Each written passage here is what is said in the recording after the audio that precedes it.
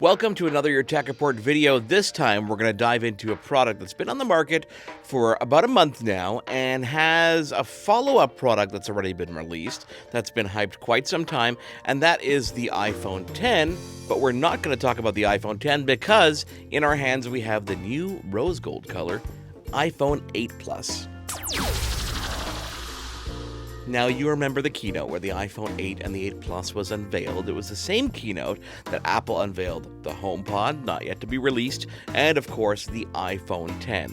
iPhone 8 available near instantly, whereas we had to wait quite some time for that full-screen iPhone X. So let's talk about the iPhone 8 and the 8 Plus for a second, because it fits into a very interesting category of products that I think people may gravitate towards instead of the iPhone X, believe it or not. Let's talk about the form factor for a second. The iPhone 8 and 8 Plus have the form factor that you've come to get used to, which is the traditional home button on the bottom of the phone. You've got the bezel on all sides of the screen, and of course a 5.5-inch LCD screen, this time with True Tone Color. True Tone Color is something interesting because it's a feature that helps mimic paper. So when you're reading something on your iPhone or your iOS device, because they did introduce this with the iPad Pro, it mimics and it takes on the characteristics of colors around you, much like white paper would. So you've got that familiar form factor in the iPhone. Of course, top to bottom, you've got a beautiful glass display on the front. On the back, you've got a glass back now. This helps it support wireless charging. You still got that camera bump that's on there as well, that dual camera photo system. It's a 12-megapixel camera on the back of this device that features two lenses, that telephoto lens plus that traditional wide-angle lens. This allows you to zoom in more optically with optical image stabilization, which keeps things smooth, especially in video, but at a certain point starts to zoom in digitally. So you can get 2 times zoom optically with that camera, after which you're going to be going in digitally. Of course, you've got the speaker set on the bottom. You've got that lightning connector as well on the bottom of that device. Now, that glass back is there for a reason. It is to support wireless charging, whereas the aluminum back wouldn't do it. So if you have something like that Mophie charger that we talked about in a previous video, you can just drop that on and you'll instantly start charging your device.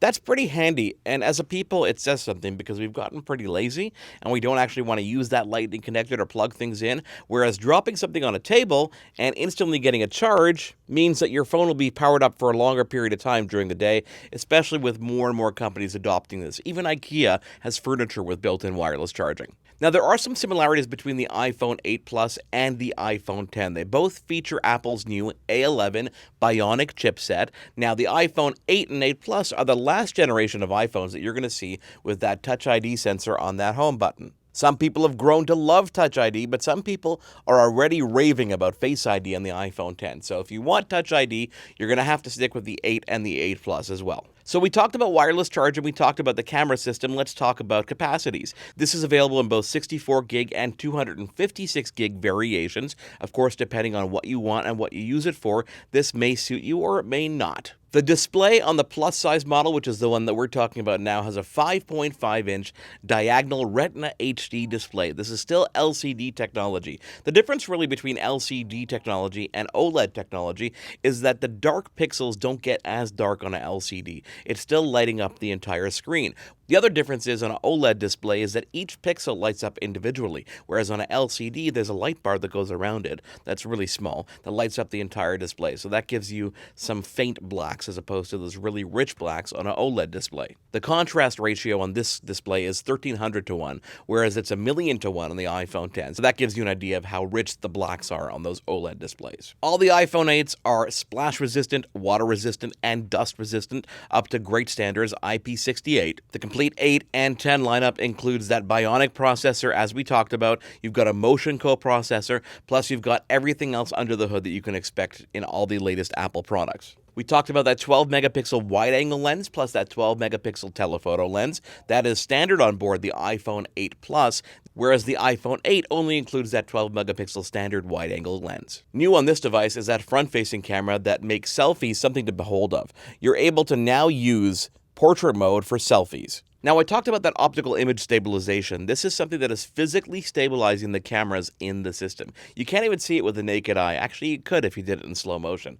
But that does enhance video recording. The iPhone 8 Plus supports video recording at 24 frames per second, 30 frames per second, and 60 frames per second. 4K video recording, that is. If you want to talk about HD for a second, you're getting 30 frames per second, or 60 frames per second, or 120 frames per second when it comes to slow motion video. So should you pick the iPhone 8 or 8 Plus over the iPhone 10? Well, price is one of those deciding factors. You're looking at a starting point about $1,000 US or over $1,000 Canadian if you want the iPhone 10. You're getting a smaller form factor in your hands, you're getting great battery life, you're getting that edge-to-edge display, but in the iPhone 8 Plus, you're getting that familiar form factor, you're getting 3D touch on the display, you're getting Touch ID authentication, which if you're happy with and you've just gotten used to, you're going to want to stay there. If you're using an older model, if you're using a 7 or a 6, then upgrading to the iPhone 8 or 8 Plus is definitely going to be a choice that I would recommend, because the iPhone 10, I feel, is for people who want the latest and greatest in a flashy device,